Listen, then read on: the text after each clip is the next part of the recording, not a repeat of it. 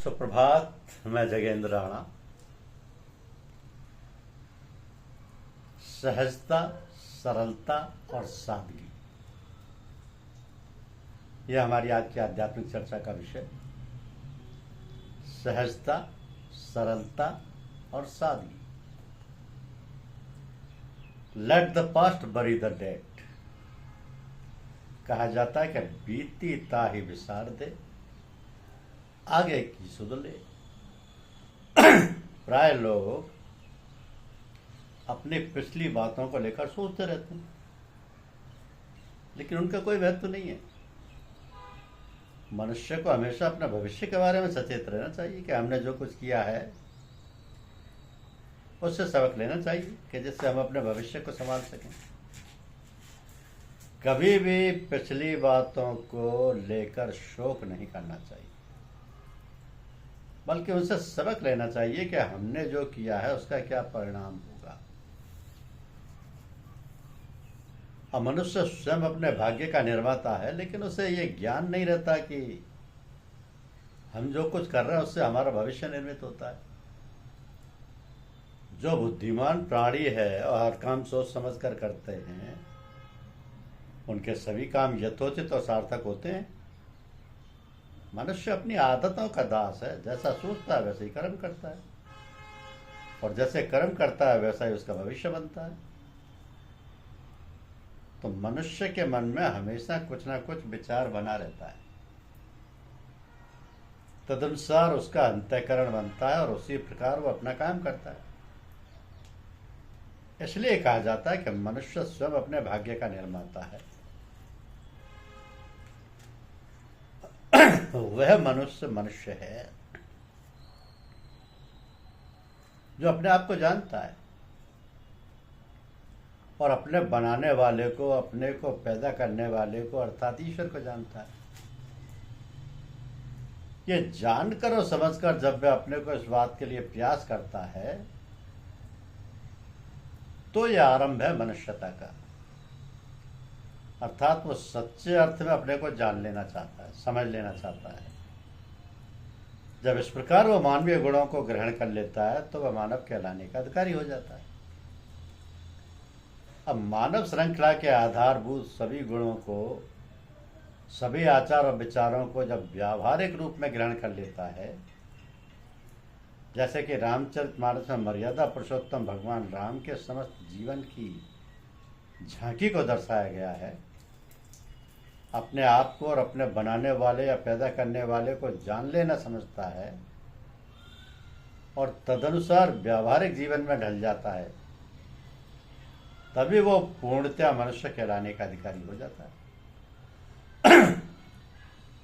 और मानवीय गुणों का जब साकार रूप हो जाता है, तब वो मनुष्य देव श्रेणी में आ जाता है।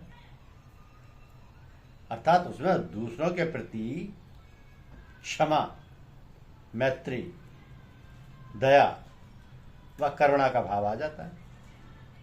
और उसके बाद जब दैवी गुणों से विभूतित मनुष्य परमात्मा के प्रति समर्पित हो जाता है, तो उसमें ईश्वरीय गुणों का आविर्भाव हो जाता है और फिर वह ईश्वरीय कोटि में आ जाता है। तो जब ईश्वर से परमपिता परमात्मा से एकाकार हो जाता है, तब फिर वह परम वैराग्यवान, प्रेम पूर्ण, परमेश्वर गुणों से ओतप्रोत अपने आप को भूल जाता है, परमात्मा में लय हो जाता है, तो पुरुष भगवान कहा जा सकता है। तो वो गुणातीत हो जाता है। फिर तो उसके सारे आचार और विचार और व्यवहार सहज ही परमात्मा अनुरूप होने लगते हैं। उसे कुछ सोचना विचारना नहीं पड़ता, सभी कार्यकलाप सहज रूप से होने लगते हैं। फिर वह मनुष्य का उद्धार और जन्म मरण के चक्र से बचाकर ईश्वरोन्मुख करने लग जाता है। फिर सारे लोग उसके प्रति आकर्षित होकर आने जाने लगते हैं, सत्संग लाभ कर धन्य समझते हैं, भगवान की प्राप्ति हेतु अग्रसर होते हुए उससे लग लिपट कर इष्ट प्राप्ति हेतु समर्पित हो जाते हैं। अनायास से उनकी प्रवृत्ति धर्मानुसार प्रगति पथ पर भगवान को पाने की लालसा से भर जाती है। इस प्रकार मनुष्य का आरोहण होकर वो अपने परमपिता की गोद में जा बैठता है, जो कि मनुष्य का परम लक्ष्य है। ऐसे ही महापुरुषों के संग को सत्संग कहते हैं। ऐसा सत्संग दुर्लभ है। रामायण में कहा है कि बिनु सत्संग विवेक न होई, राम कृपा बिनु सुलभ न सोई। जिन मनुष्यों में जन्मजात संस्कार होते हैं, भगवान की ओर आकृष्ट होने से भगवत कृपा से उनको वैसा ही सत्संग और सहायता मिल जाती है। कोट कोट मुनि जतन कराही, अंतराम कही आवत नाही। मनुष्य संसार में सर्वश्रेष्ठ प्राणी है। श्रेष्ठ इस कारण से कि मनुष्य को ईश्वर ने बुद्धि और विवेक दिया है, जिससे वह हर बात को सोच समझ कर करता है कि हमें क्या करना है, क्या नहीं करना है।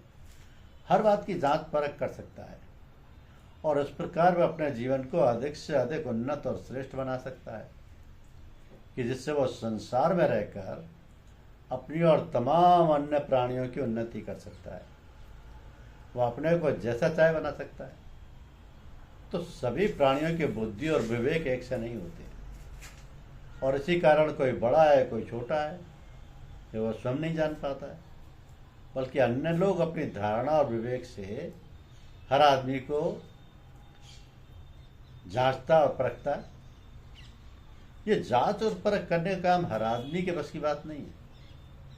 हर एक आदमी की स्थिति और रहन सहन एक सा नहीं होता। अपने अपने धर्म और कर्म के अनुसार अपना काम धाम करता है, और उसमें वह दूसरों को देखकर अपना भी सब काम निश्चित करता है। तो जो महान पुरुष है, उन्हीं की नकल, उन्हीं का आचरण और व्यवहार देखकर अपना सब काम काज निश्चित करते हैं और उसी प्रकार आचरण करते हैं। तो समाज की गतिविधियां इस प्रकार चलती हैं और उसमें समय के अनुसार परिवर्तन होता रहता है। जहां जैसी आवश्यकता होती है उसी प्रकार सब कामकाज होने लगते हैं।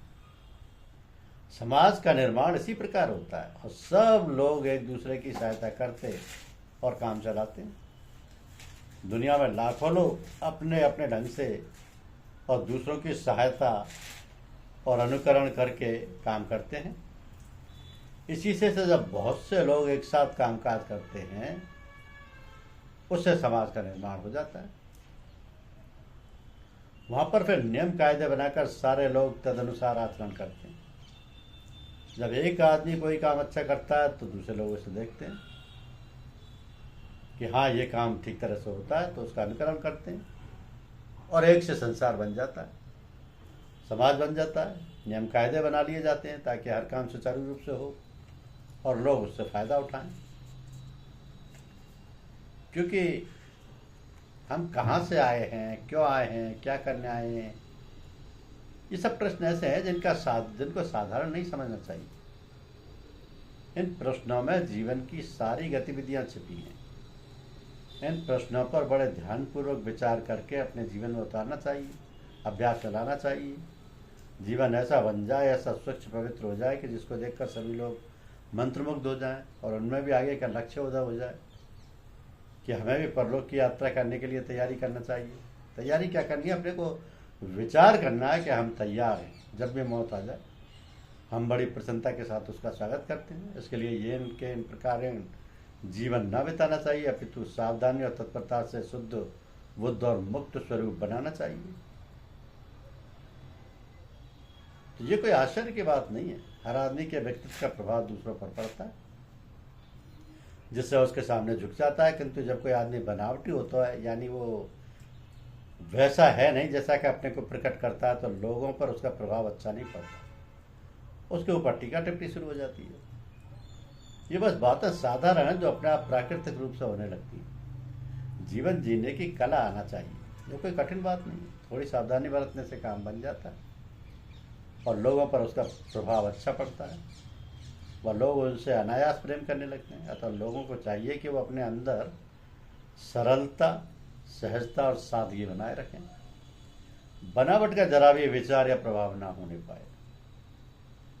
अच्छे बनो और अच्छे काम करो, लोग अपने आप आपके प्रशंसक बन जाएंगे।